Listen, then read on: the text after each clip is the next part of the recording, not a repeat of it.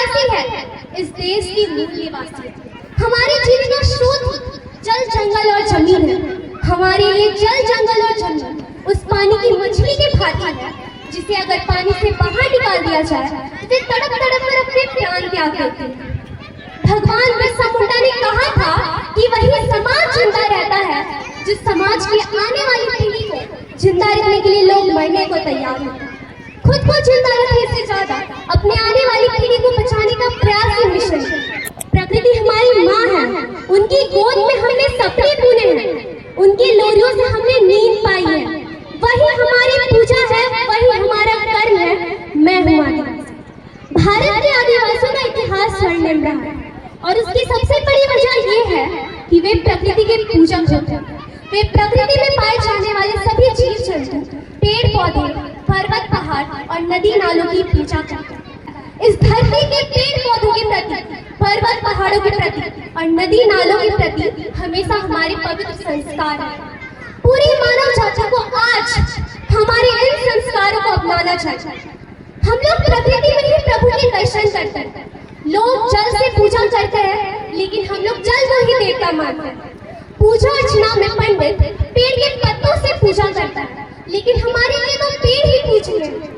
उम्र के अनुसार मेरा अनुभव बहुत बड़ा नहीं है, लेकिन मैंने एक बात सीखी है कि जीवन एक संघर्ष है और इस संघर्ष से वही लोग पार हो पाते हैं जो लोग विश्वास के साथ चलते हैं। जीवन की कुछ लड़ाइयाँ हमें मिलकर लड़नी होती है।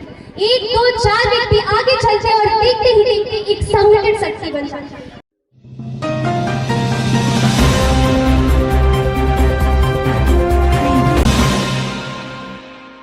जोहार।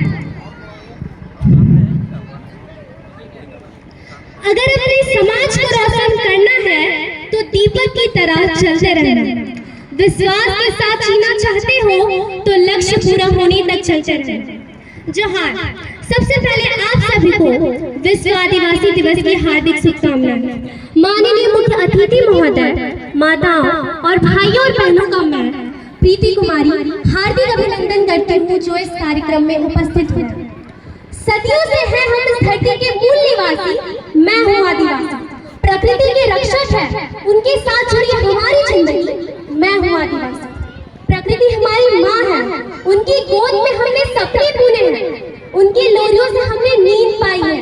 वही हमारी पूजा है, वही हमारा कर्म है। मैं हूँ आदिवासी। भारत के आदिवासियों का इतिहास स्वर्णिम रहा है और उसकी सबसे बड़ी वजह ये है कि वे प्रकृति के पूजक होते हैं। वे प्रकृति में पाए जाने वाले सभी जीव जंतु, पेड़ पौधे, पर्वत पहाड़ और नदी नालों की पूजा करते हैं। उनका मानना होता है कि प्रकृति की हर एक वस्तु में जीवन होता है। जीवन बीता गरीबी में हमें कोई गम नहीं, बचा पाए संस्कारों को जो किसी दौलत से कम नहीं। बेशक हमारा जीवन गरीबी में बीता हो या बीत रहा हो, लेकिन हमारे संस्कार अभी तक जिंदा है। इस धरती के पेड़ पौधों के प्रति, पर्वत पहाड़ों के प्रति और नदी नालों के प्रति हमेशा हमारे पवित्र संस्कार हैं। पूरी मानव जाति को आज हमारे इन संस्कारों को अपनाना चाहिए। हम लोग प्रकृति में ही प्रभु के दर्शन करते हैं। लोग जल से पूजा करते हैं, लेकिन हम लोग जल को ही देवता मानते हैं। पूजा अर्चना में पंडित पेड़ के पत्तों से पूजा करता है, लेकिन हमारे लिए तो पेड़ ही पूजनीय है। उम्र के अनुसार मेरा अनुभव बहुत बड़ा नहीं है, लेकिन मैंने एक बात सीखी है कि जीवन एक संघर्ष है और इस संघर्ष से वही लोग पार हो पाते हैं जो लोग विश्वास के साथ चलते हैं। जीवन की कुछ लड़ाइयाँ हमें मिलकर लड़नी होती है। 1, 2, 4 व्यक्ति आगे चलते हैं और देखते ही देखते एक संगठित शक्ति बन जाती है। हम आदिवासी हैं इस देश की मूल निवासी। हमारे जीवन का स्रोत जल जंगल और जमीन है। हमारे लिए जल जंगल और जमीन उस पानी की मछली के भांति है जिसे अगर पानी से बाहर निकाल दिया जाए तो तड़प तड़प कर अपने प्राण त्याग देते हैं। भगवान बिरसा मुंडा ने कहा था कि वही समाज जिंदा रहता है जिस समाज की आने वाली पीढ़ी को जिंदा रखने के लिए लोग मरने को तैयार हैं। खुद को जिंदा रखने से ज्यादा अपने आने वाली पीढ़ी को बचाने का प्रयास ही मिशन है। धन्यवाद।